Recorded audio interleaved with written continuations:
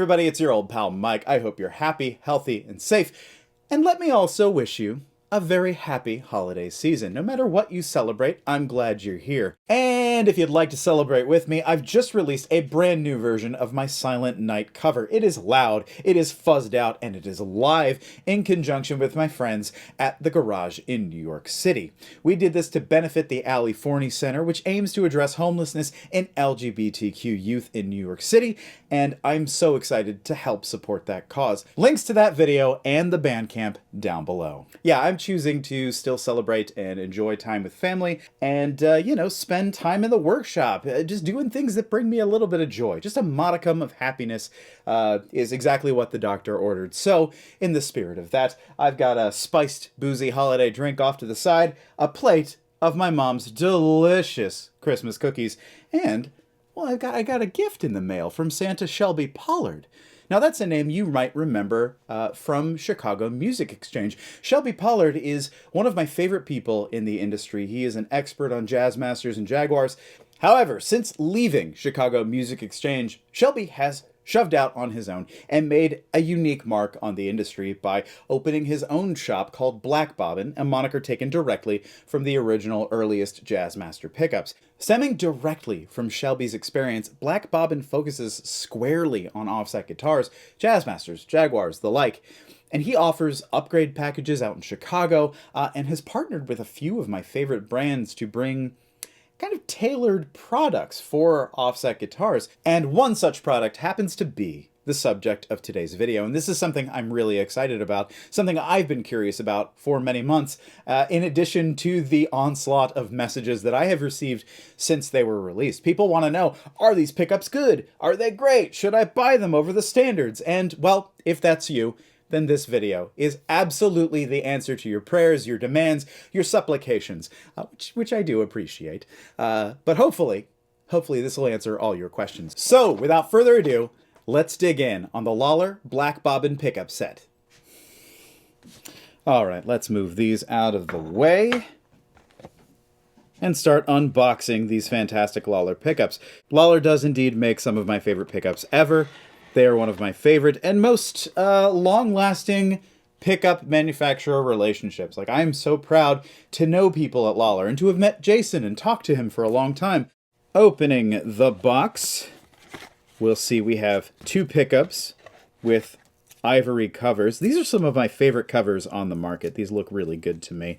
And we've got both pickups. We've got bridge and neck, and some of Lollar's excellent foam. This stuff is worth its weight in gold, which I admit is not much because it's foam. It weighs virtually nothing, but still, this stuff, oh, this is the real stuff. This is the real foam, and you want this under your pickup. So if you get some of these, cut them in half and save them. Now, those of you already familiar with Lollar pickups will probably not detect much of a difference visually. These look basically identical to the stock Lollar Jazzmaster pickups. We've got the marked bobbin on the back. It says Lollar Pickups, and then Black Bobbin stamped below it. Lollar often signs their pickups so you know exactly what year they were made, and indicates whether it's bridge or neck. That much is to be expected. However, the difference with the Black Bobbin set rests squarely with the pole pieces. Now, you'll notice that the pole pieces are radiused just like on the standard Lollar set, and this is a really great feature because the pole pieces follow the curvature of the strings on a Fender-style instrument and thus ensures that output from string to string is consistent. That is unchanged. But the real difference with the Black Bobbin set is the material that the rod magnets are made from. On the Black Bobbin set, they are made of Alnico 2, which is the very same material used on the earliest Jazzmaster pickups made from 1958 to 1964. The standard Lollar Jazzmaster pickups feature Alnico 5 rod magnets, which we associate with more output and a more modern sound. They're a much more powerful magnet, but if you want that darker, earlier sound with the low mids, grit, and growl, then in my mind, you just gotta go Alnico 2. Now, in talking to Shelby, he tells me that the intention behind the Lollar Black Bobbin collaboration was really to answer the question, what would happen if we played Lollar pickups for 50 years? How would they sound? How would they age? And so I'm really excited to pop them in old R2, which has the stock Lollar pickups, and see if we can hear a difference between the A2s and the A5s.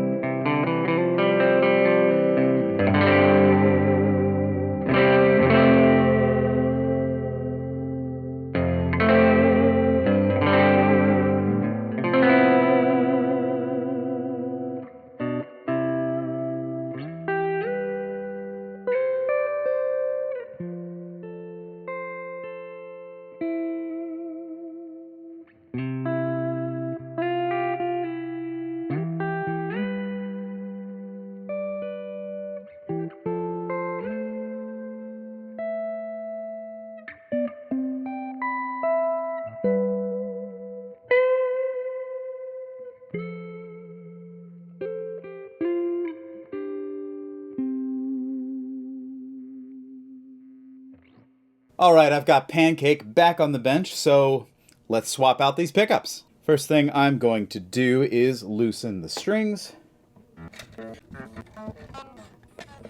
In the interest of getting the clearest possible picture of what the difference the pickups make, I think I'm just going to stick with the strings I have on here. I don't think I'm going to restring with anything else. I think what I'm going to do is just gently remove these strings.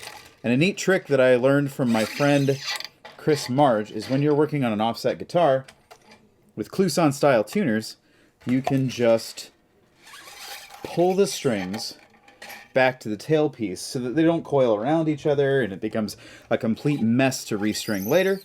You just do this, they'll stay untangled. All right, got the strings out of my way.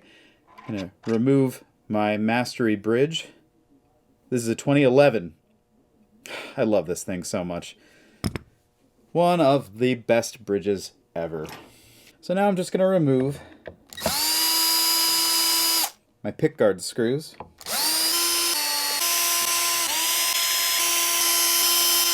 Lift this guard off. I don't remember what the wiring looks like since the last pickup swap that I did on this for the Curtis Novak video. It's not so bad. Alright, so the only upgrades I made to R2, aside from the pickups and replacing a bad switch when it went out, is that I've installed a pair of Emerson Pro 1 meg pots. Now, Emerson is a company that makes really tight spec electronic components for your guitar. Emerson pots have a fantastic taper. They also don't completely bugger your sound when you roll off gently on the volume or tone control. It's consistent all the way, you're not losing treble. It is a fantastic upgrade to make to your guitar, so I highly, highly recommend Emerson Custom. And you can also see that I've got a super old Russian paper and oil cap. This is the same value that comes stock in Jazzmaster's 33 or 333, and it sounds really good to me. However, take everything you hear about caps with a grain of salt. They can make a difference, but it's only one small component of your wiring harness, and it is certainly not the most important component. Don't let everybody talk you into spending $100 on an old oil-filled capacitor. There are plenty of great options on the market. Orange drops are great. Ceramic discs can be fine. And paper and oil, if you can find a cheap old one, like, sure, try it out.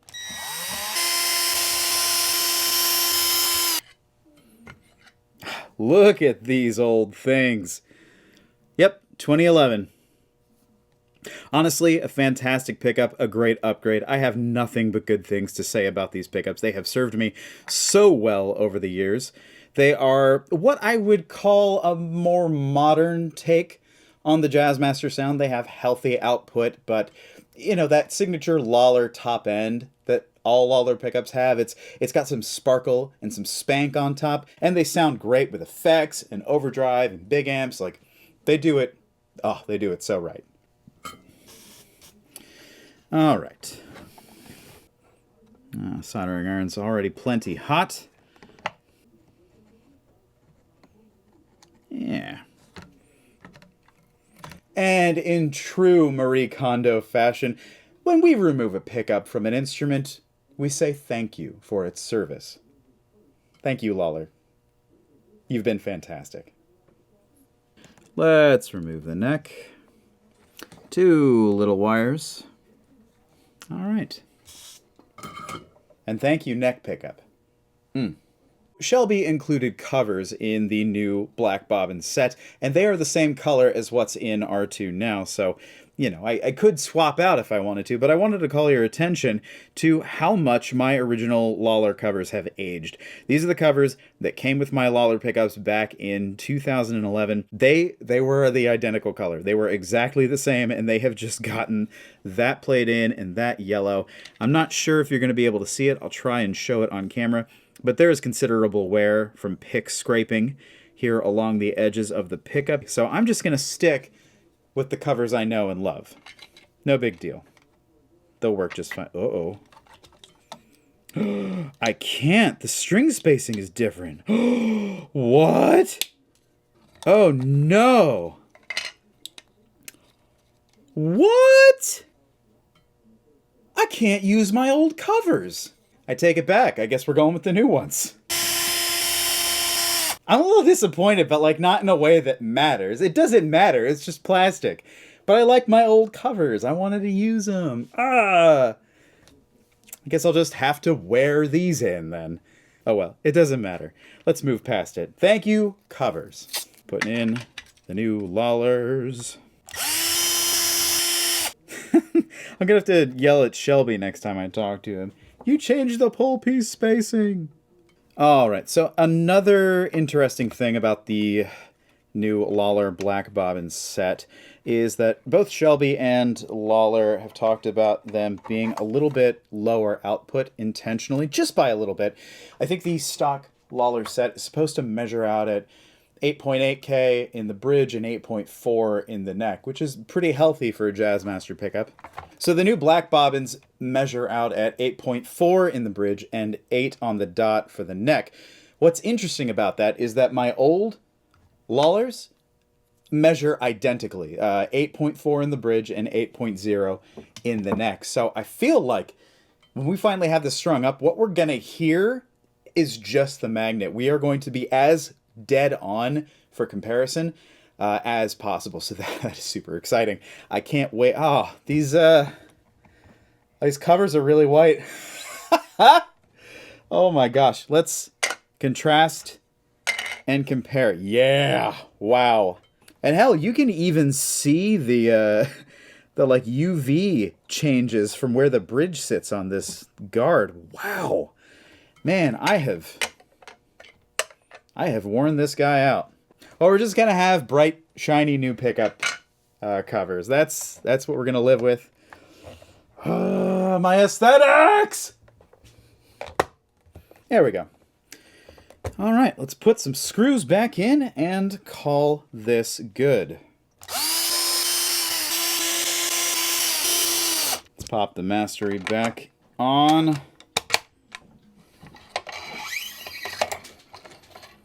Man, these covers are bright. Oh, you probably don't know this about me. I have actual clinical obsessive compulsive disorder, and sometimes that manifests in an inability to like leave a project alone, like I have to finish it. Other times it manifests, as I am feeling it manifests now, in a resistance to change. God. I'm gonna try not to look at the guitar, but there is like an alarm buzzing in the back of my mind. New pickup covers, and it is all I can think about. This is just, I don't know, it's just the reality of what I'm living with. I mean, all things considered, it is a relatively minor case. It is not debilitating. It doesn't keep me generally from leading a normal life. Sometimes it really gets to me. All right, we're strung up. We're ready to go. I'm going to set the pickup heights. We'll come back around and we'll hear how it sounds.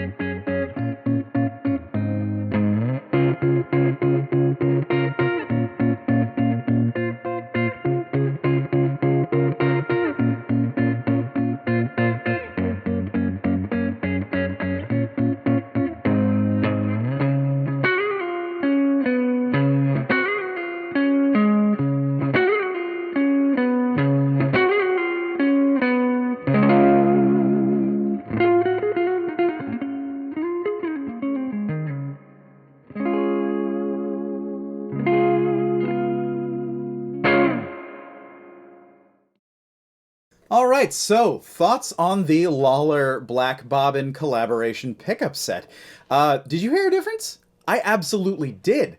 I was immediately struck by the amount of mid-range content present in these pickups, which is sort of a complaint I've always had about R2, is that even strummed acoustically, this guitar has a scooped personality, which is why I often think of it for clean tones or as a more modern sounding guitar. It's louder, but a little less mid-range. The Black Bobbin set definitely fills in that missing bit of frequency in a way that I like, especially with this Blues Junior. Now, look, Blues Juniors, fine amp, love them, but much like everything else in the hot rod range, it's got a lot of low end, it's a little muddy, and this is an amp that I've been wanting to upgrade for a long time, so at some point I'm going to buy a mod kit for this and stiffen the power section and change some components out to try and get a little bit more out of it, because the speaker in there is pretty good. It's a Cannabis Rex.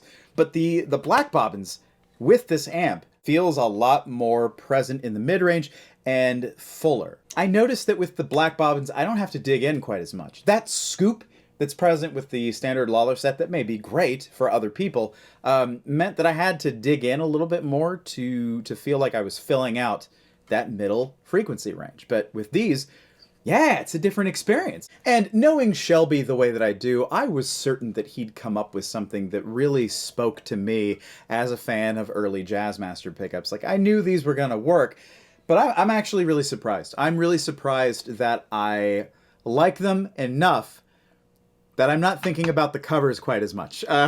All other things considered, these pickups rule. These pickups are actually great, and if I can live with the covers, I think I'm going to keep them in here. Oh, and bear in mind, as I said while I was installing the pickups, I'm running these with 1 meg pots. Shelby, I know, personally likes 250 or 280 to really tame the high end and the output. So you know, depending on what the complement of your potentiometers is in your guitar, you may have a completely different experience. But with 1 megs, I'm really pleased. I'm excited to continue to get to know the Lollar Black Bobbin pickup set, and I hope that if you're looking for something with a little bit more modern output and fullness, but with 1 foot firmly in that like classic vintage Jazzmaster sound, I hope you consider these. These are very good pickups, and well, I'm just thrilled that I got to check them out and take them for a spin. Yeah, I'm really happy. I like these a lot. Anyway, thank you so much for coming along with me on my pickup swap safari. I hope it's been educational for you.